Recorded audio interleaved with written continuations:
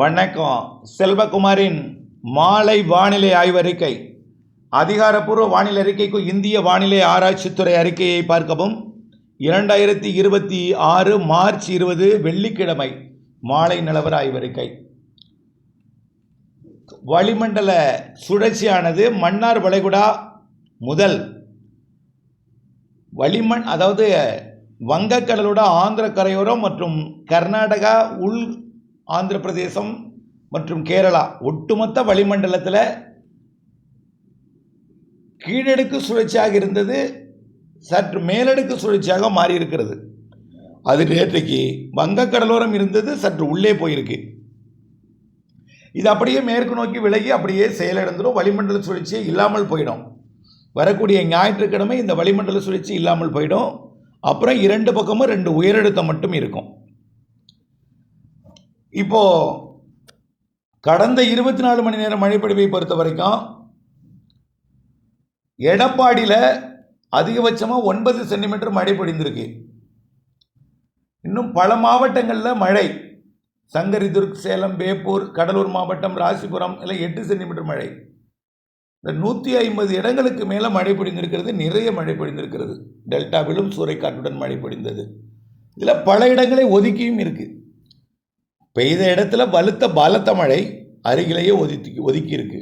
சில இடங்களில் வெறும் காற்றோடு போனது, சில இடங்களில் லேசான மழை, சில இடங்களில் மிதமான மழை, சில இடங்களில் கனமழை, சில இடங்களில் சற்று கனமழை, சில இடங்களில் மிக கனமழை என்ற அளவிலே நிறைவடைந்திருக்கு. இப்போ இந்த நிலையில் இன்றைக்கும் மழை பொழிந்து கொண்டு தான் இருக்கு. கரூர் மாவட்டத்தில் மழை, லேசான மழை. அடுத்து பார்த்தீங்கன்னா நேற்றைக்கு ஆலங்கட்டி மழை ஜெயங்கொண்டம், கும்பகோணம் இடைப்பட்ட பகுதி வரைக்கும் அரியலூர் மாவட்டம் வந்ததை நான் நினைவுபடுத்தியிருக்கிறேன். காலையிலையும் அறிவித்திருக்கிறேன். அந்தளவுக்கு கடலோரம் வரைக்கும் கூட நெருங்கி வந்திருக்கு. தென் மாவட்டங்களில் தற்போது மழை பொழிந்து கொண்டிருக்கு. தென் மாவட்டங்களில் பார்த்தீங்கன்னா தென்காசி மாவட்ட மேற்கு தொடர்ச்சி மலைப்பகுதி மற்றும் விருதுநகர் மாவட்டத்தோட வடக்கு பகுதி, மதுரை மாவட்டம் பேரையூர் பகுதி, அதன் சுற்றுவட்டார ஏழுமலை போன்ற பகுதிகள், மதுரை மாநகரம், அருப்புக்கோட்டை உள்ளிட்ட பகுதிகளுக்கும் ஆங்காங்கே மழை காணப்படுது. ஆனால் இன்றைக்கும் நீலகிரி, வால்பாறைக்கெல்லாம் மழை இருக்கும். மேற்கு மாவட்டங்கள், கர்நாடக எல்லையோர மாவட்டங்கள் என்று ஆங்காங்கே இருக்கும். பெரிய பரப்பில் பெருசாக இருக்காது, ஆனால் மழை இருக்கும், உள்ளேயும் கூட இருக்கும். இப்போ திருச்சி மாவட்டத்திலையும் ஆங்காங்கே 3 இடத்துல மழை பொழிந்து கொண்டு தான் இருக்குது. இப்படி ஆங்காங்கே மழை இருக்கும்போது வரை பெரிதாக இருக்காது, ஆனால் இருக்கும். 22ஆம் தேதி வரை மழை இருக்குன்னு சொல்லியிருக்கிறேன். இன்றைக்கி தேதி 20. நாளை சனி, மறுதினம் ஞாயிறு 2 நாளும் இருக்கும். ரொம்ப குறைவான பரப்பு. கேரள எல்லையோரத்துலையும் கேரளாவிலையும் கண்டிப்பாக இருக்கும். சரி, இதற்கு அடுத்து என்ன ஆகும்? அதுக்கு அடுத்தது வெப்பம் உயரும். எங்கே உயரும்? மதுரையில் இப்போ அதிகபட்ச வெப்பம் பதிவாகிட்டு இருக்கு. மதுரையில் பிற இடங்கள்லாம் இயல்பான வெப்பமும் இயல்புக்கு குறைவான வெப்பமும் தான் பதிவாகிருக்கு. மதுரை மட்டும்தான் அதிகம். அடுத்தபடியாக நாளையிலிருந்து என்ன ஆகும்னா கொஞ்சம் கொஞ்சமாக இந்த பாலக்காட்டு கணவாய் வெப்பம் உயரும். ஈரோடு, கரூர் வெப்பமும் உயரும். டோட்டலாக எல்லா மாவட்டங்களும் வெப்பம் உயரும். ஆனால் நம்ம உடல் வெப்பத்திற்கு அதிகமாக போனால்தான் அது உடல் உபாதைகள்லாம் கொடுக்கும், அசௌகரியம் ஏற்படும். ஆனால் நம்ம பாடி டெம்பரேச்சருக்கு மேலே போகாது. இருந்தாலும் மேற்கு மாவட்டங்கள், பாலக்காட்டு கணவாய் 98, 99 டிகிரி ஃபாரன்ஹீட், 100 டிகிரியே நெருங்கும். இப்போ இன்றைக்கு மதுரையில் 100 டிகிரி, அதற்கு மேலே மதுரை குறையும் கொஞ்சம். பொள்ளாச்சி, உடுமலைப்பேட்டை இந்த பகுதி உயரும். வழக்கமாக கடந்த முறை அப்படி தான் உயர்ந்திருந்துச்சு. அதாவது சேலம், ஈரோடு, கரூரை விட பொள்ளாச்சி உயர்ந்திருக்கும் 1 டிகிரி. இது 38 டிகிரினா சரி, 38 போகாது, 37னா 36 தான் இருக்கும் கரூர், 37 நெருக்கமாக இருக்கும் ஈரோடு. இங்கே தான் வெப்பம் உயர்வாக இருக்கும். இதே நிலை இந்த மாதம் 28ஆம் தேதி வரை தொடரும். 28ஆம் தேதி கேரள கடலோரம் உருவாகக்கூடிய ஒரு வளிமண்டல சுழற்சி மற்றும் நிலநடுக்கோட்டு இந்திய பெருங்கடலில் உருவாகக்கூடிய வளிமண்டல சுழற்சி இரண்டும் மேற்கு தொடர்ச்சி மலை மாவட்டங்கள் அப்படின்னு சொல்கிறத விட மேற்கு தொடர்ச்சி மலையோட கேரள எல்லையோர பகுதி மற்றும் கேரளாவிற்கு மழை உறுதி. 29, 30, 31 ஏப்ரல் 1, 2 தேதிகளில் அந்த மழை தென் மாவட்ட மேற்கு தொடர்ச்சி மலையோட தமிழ்நாட்டு பகுதிக்கும் அதே போல் பாலக்காட்டு கணவாய் ஒட்டிய பகுதிக்கும் கண்டிப்பாக வால்பாறை நீலகிரிக்கு இருக்கும், ஏலக்காய் சாகுபடி பகுதிக்கு இருக்கும், கன்னியாகுமரிக்கு இருக்கும். இப்படி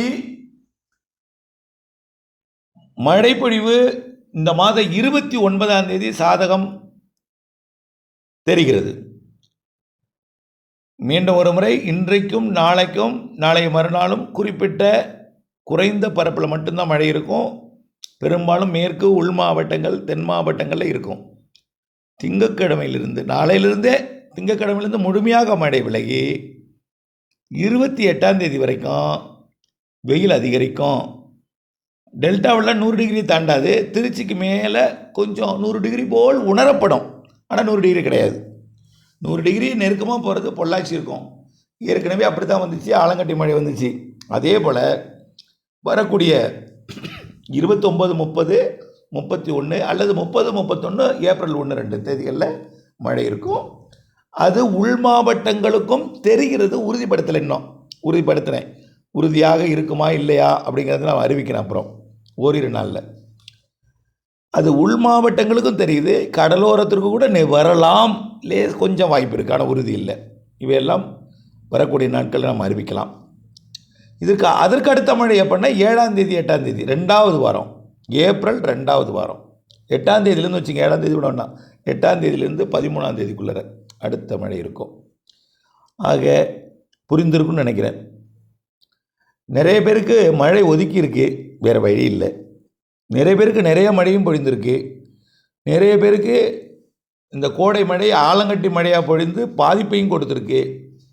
கர்நாடகாவில் ரொம்ப பாதிப்பு கொடுத்துருக்கு.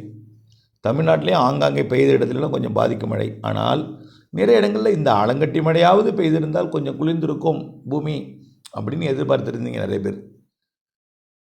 கிட்டத்தட்ட இந்த சுற்றின் மழை நிறைவடைந்தது. வரக்கூடிய 2 நாள் இருந்தாலும் குறைவான பரப்பில் பெய்யும்னு சொல்லியிருக்கிறோம். டெல்டா கூட வரலாம், நள்ளிரவு அதிகாலையில் குறைந்த பரப்பில் தான் இருக்கும். சரி, அதுக்கடுத்து தான் சொல்லிட்டோம் 29, 30, 31, 1, 2. இதில் 30, 31, 1, 2 இருக்கலாம், ஏப்ரல் 1, 2. அடுத்தது 8ஆம் தேதியிலேருந்து 13ஆம் தேதிக்குள்ளே ஏப்ரல். பாக்கினாலாம் வெயில் அதிகரிச்சிருக்கும். எப்போ நிகழ்வு இருக்கோ அப்போ வெயில் குறைவாகவும் பிற நல்ல வெயில் அதிகரித்திருக்கும். ரைட்டு. இந்த ஆலங்கட்டி மழை இருக்கு இல்லையா, அதை நிறைய பேர் இந்த ஆலங்கட்டி மழை பெய்ததன் காரணமாக பருவமழையில் மாற்றம் ஏற்படும், இனிமேல் எதிர்காலங்களில் மழைன்னு பெஞ்சு ஐஸ் கட்டி தான் பொழியும், இப்படிலாம் நிறைய பேர் என்கிட்ட கேட்குறீங்க, சொல்கிறாங்களே உண்மையா அப்படின்னு. அப்புறம் ஆலங்கட்டி மழையை ஐஸ் கட்டி எடுத்து வாயில் வைக்கிறது, ஐஸ் எடுத்து கூல்ட்ரிங்க்ஸ் போட்டு சாப்பிட்றது, இதெல்லாம் செஞ்சாங்களாம். தண்ணிக்குள்ளே போட்டு அதை குளிர்ச்சியாக குடிக்கிறது, மோரில் போட்டு சாப்பிட்றது, இதெல்லாம் செஞ்சுருக்காங்க. அது கூடாத ஒன்று. ஏன் அப்படிங்கிறத நான் சொல்கிறேன். அதற்கு முன்னாடி ஆலங்கட்டி மழை ஐஸ் கட்டி மழை எப்படி பெய்கிறதுன்னு ஏற்கனவே பல விளக்கங்கள் கொடுத்துருக்கு. இந்த செட்டிங் எப்பயாவது தான் இந்த மாதிரி செட் ஆகும். நம்ம செட் ஆகிறது தெரிஞ்சு தான் உங்களுக்கு ஐஸ் கட்டி மழை பெய்யும்னு சொன்னோம். காற்றோட மழை இருக்கும்னு தெரிஞ்சு தான் காற்றையும் சொன்னோம். நீங்கள் காற்று அதிகம் சொன்னால் அச்சப்படுவீங்கன்னு தான் நான் ரொம்ப சொல்லலை. அச்சப்பட வேண்டாம். கோடையில் மழைக்கு முன் வரக்கூடிய காற்று ஒரு இடத்துலேருந்து இன்னொரு இடத்துக்கு வரக்கூடிய காற்று புயல் அல்லன்னு கூட சொல்லியிருந்தோம். ஆகவே இதெல்லாம் சொன்னதெல்லாம் நடந்தது. ஆனால் பல இடங்களில் ஒதுக்கி இருக்கிறது வருத்தம் தான். ஆனால் ஒதுக்கி தான் பெய்யுன்னு சொன்னோம். அப்புறம் அடுத்தபடியாக பார்த்தீங்கன்னா இந்த ஆலங்கட்டி மழை எப்படி பெய்யுறது நம்ம ஏற்கனவே சொல்லியிருக்கிறோம். இருந்தாலும் மீண்டும் ஒரு முறை, இப்போ இருந்த கடந்த அமைப்பு எப்படின்னு பார்த்தீங்கன்னா, தரையில் வெப்பம் அதிகரிச்சிச்சு. பொள்ளாச்சியிலேயே 98 டிகிரி இருந்துச்சு, 99, 100 டிகிரி கூட ஃபாரன்ஹீட் கூட போணுச்சு. உள் தமிழ்நாடெல்லாம் வெப்பம் அதிகரிச்சிருந்துச்சு. காற்றோட போக்கு நிசப்தமாக இருந்துச்சு, காற்றே இல்லை. அப்போ என்ன ஆகும், கிழக்கிலிருந்து வரக்கூடிய காற்று அதில் இருக்கக்கூடிய ஈரப்பதம் வெப்பத்தால் லேசாக்கி மேலே எழுந்து உள்ளே போய் குவிக்கும். குவித்து அன்றைக்கே குளிர்வித்தால் அது சாதாரண மழை. அன்றைக்கு வெப்பத்தால் லேசாக்கி மேலெழுந்து அதை கிழக்கு காற்றோ மேற்கு காற்றோ வந்து குளிர்வித்தால் சாதாரண மழையை பெய்யும். இப்படியே வாரக்கணக்கில் கிழக்கு காற்றினுடைய அது நீராவியை மேலெடுப்ப, அடுத்த நாள் கிழக்கு காற்றினுடைய நீராவியை நேரெடுப்ப, இது ஒரு இடத்துல கொண்டு போய் என்னென்னா வளிமண்டலத்தில் அதிக அழுத்தத்துக்கு உட்படுத்தும். கீழையும் குறைந்த அழுத்தம், தரையிலையும் குறைந்த அழுத்தம், புழுக்கம் வேர்வையெல்லாம் இருந்திருக்கும். இது வளிமண்டலத்தில் போய் குவிக்கும் பொழுது சில பேர் சொல்கிறாங்க, சார் மேலே போக போக குளிர்ச்சியாக இருக்கும், அந்த குளிர்ச்சி காரணமாக தான் இது ஐஸாக உயர்ந்திருக்கு, ரொம்ப உயரத்துக்கு இந்த காற்று மேலெடுந்ததுன்னு காரணமாக சார்னு கேட்குறாங்க. இப்படி தான் புயல்கள் கூட 12 கிலோமீட்டர் வரைக்கும் உயரம் போகும். அப்போ எல்லாம் இது ஏற்படாது. ஏன்னா அது கடல் நீராவியை கொண்டு வந்து இரு காற்று இணைவெல்லாம் இன்ஸ்டண்ட்டாக என்ன செய்யும், மழையை ஏற்படுத்தி கொண்டே இருக்கும். ஆனால் இது அப்படி அல்ல. மேலே போகும் பொழுது தொடர்ந்து ஆவியானது எல்லாமே வளிமண்டலத்தில் நிலை பெறும். காற்று ஓட்டம் இல்லாமல், மேலடுக்கில் காற்றோட ஓட்டம் இல்லாமல் நிலை பெறும். கொஞ்சம் கிழக்கு மேற்கு காற்று மெல்ல நகரும் காற்று கூட போய் அழுத்தத்தை கொடுக்கும், ப்ரெஸ் பண்ணும், அப்படியே ஃப்ரீஸ் ஆகிடும். அது அப்படியே வளிமண்டலத்தில் மேகம் கட்டியாகவே இருக்கும். அதில் திடீர்னு இந்த காற்று சுழற்சி வளிமண்டல சுழற்சியெல்லாம் வரும்போது என்ன ஆகும்னா 2, 3, 4, 5 ஒரு வாரமாக அடித்த வெயிலுக்கு மேலே போய் இருக்கக்கூடிய அந்த வெப்பத்தால் லேசாக்கி மேலே எழுந்த நீராவி கம்ப்ரஸ் ஆகி இருக்கிறத காற்று பட்டதும் அப்படியே மெல்ட் ஆகி கொட்டும். அதுதான் ஆலங்கட்டி மழை.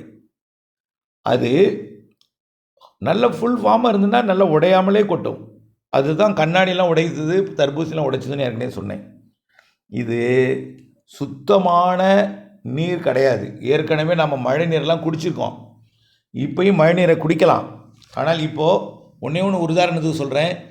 ஈரானில் பெய்த மழை அப்படியே கருப்பு நிறத்தில் ஒரு ஒரு குருடாயில் ஊற்றுனது மாதிரி ஓடுனுச்சு ஆறா.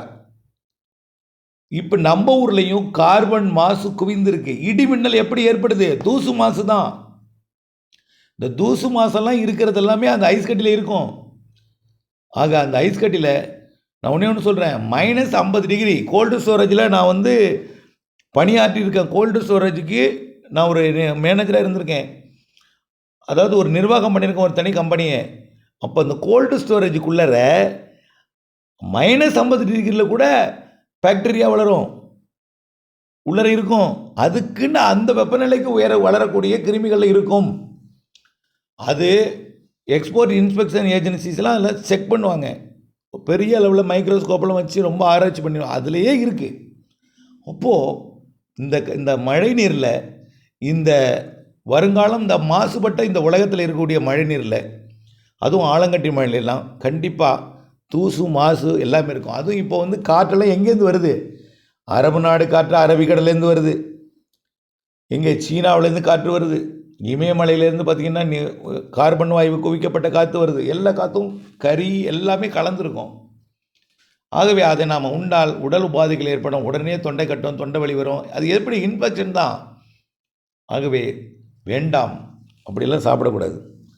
நாம் ஐஸ் கம்பெனியில் கூட ஐஸ் வாங்கி சாப்பிடாதுன்னு சொல்கிறோம். அதுவே சுத்தம் இல்லைங்கிறோம். மழைநீரும் சுத்தம் இல்லை தான். மழைநீர் சுத்தமாக இருந்த காலம், குளங்களில் தேங்கியிருப்பதை குடித்த காலம் உண்டு. இப்போது உலகம் மாசாகி விட்டது. ஆகவே அதை நாம் சிந்திக்க வேண்டும். அதே போல் இந்த மாதிரி வருஷம் வருங்கிறத நீங்கள் தயவுசெய்து மனதை போட்டு குழப்பிக்கொள்ள வேண்டாம். நான் பாருங்கள், வெப்பம்னு ஒரு பக்கம் சொல்லிகிட்டு இருக்கும்போது வெப்பம் இல்லைங்க, அளவான வெப்பம்தான் சொல்லிகிட்டு இருக்கோம். நல்லா யோசித்து பார்க்கணும். கடந்த சில நாட்களாக தான் மதுரையில் தான் வெப்பம் இருந்துச்சு, பார்க்கலாம் பெருசாக இல்லை. கிழக்கு காற்று வந்துகிட்டே தான் இருக்கும். உணரும் வெப்பம் ஏசியில் இருக்கிறதுனால நம்மளுக்கு அதிகம் வெப்பம் தெரியுது.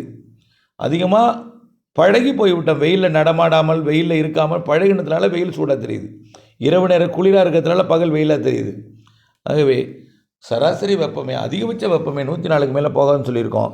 அதுவும் அந்த அதிகபட்ச வெப்பம் நான் சொல்கிறோம்னா வேலூர் இதெல்லாம் வரக்கூடிய மாதங்களில் ஏப்ரல் மேயில், கரூர், சேலம், ஈரோடு இந்த பகுதியில் அதுவும் 104 தான் போகணும்னு சொல்லியிருக்கோம்.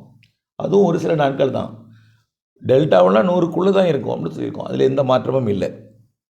ஆகவே ஆலங்கட்டி மழைக்கு இதை மாதிரி ஒரு செட்டிங், வளிமண்டல மேலடுக்கு சுழற்சியும் உள்ளே ஒரு குறைந்த அழுத்தமும் அதனால் ஏற்படக்கூடிய தொடர்ந்து நீராவி வெப்பத்தால் லேசாகி மேலெடுந்து குளிர்விக்க சாதகம் இல்லாமல் அதுக்கு 2 நாள் கழித்து திடீரென்று குளிர்விக்கும் பொழுது எல்லாமே என்னாகும்? ஐஸ் கட்டி உருகும். எல்லாமே ஆலங்கட்டி மழையாக பொழியும்.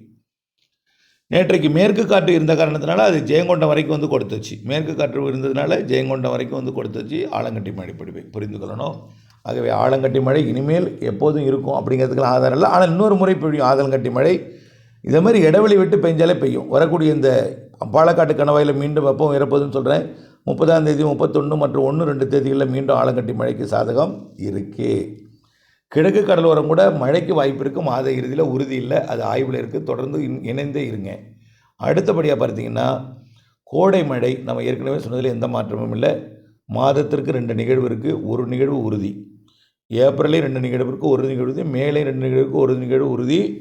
வங்கக்கடல் அரபிக்கடல் வெப்பம் நன்றாக உயர்ந்துட்டு இருக்கு. அரபிக்கடல் 30 டிகிரி ஆச்சு. கேரள கடலோரம், தமிழ்நாட்டு கடலோரத்தில் 29 இருக்குது. நிலநடுக்கோட்டை இந்திய பெருங்கடல் 29, சுமத்ரா அருகே 30, சோமாலி அருகே 29.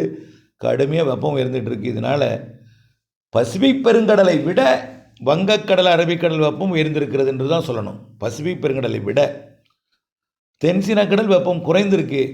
தாய்லாந்து வளைகுடாவும் வெப்பம் குறைந்திருக்கு. கண்டிப்பாக வங்கக்கடல் அரபிக்கடல் நிகழ்வுகள் உண்டு. கோடையில் 2 நிகழ்வு இருக்குது. கண்டிப்பாக தென்மேற்கு பருவமழை தொடங்கும் போது அரபிக்கடலில் ஒரு நிகழ்வு இருக்கும். ஒரு நிகழ்வின் பெயர் அதில் முரசுன்னு கூட நான் சொல்லியிருக்கிறேன் ஏற்கனவே. 2வதாக வரக்கூடியது முரசு. இன்னொன்று பேர் நான் மறந்துட்டேன். ஆகவே நிகழ்வுகள் இருக்குது, மழை இருக்குது. முன்கூட்டியே தொடங்கும் தென்மேற்கு பருவமழை ஏற்கனவே சொல்லியிருக்கிறேன். பருவமழையில் எந்த பற்றாக்குறையும் இல்லை. வங்கக்கடல் அரபிக்கடல் வெப்பம் உயர்ந்திருக்கிறது. வலுவான நீரோட்டம் இருக்குது. இதில் படத்தை பார்த்தாலே உங்களுக்கு புரியும். குழப்பிக்கொள்ள வேண்டாம். இணைந்தே இருங்கள் அப்டேட்ஸுடன். நன்றி.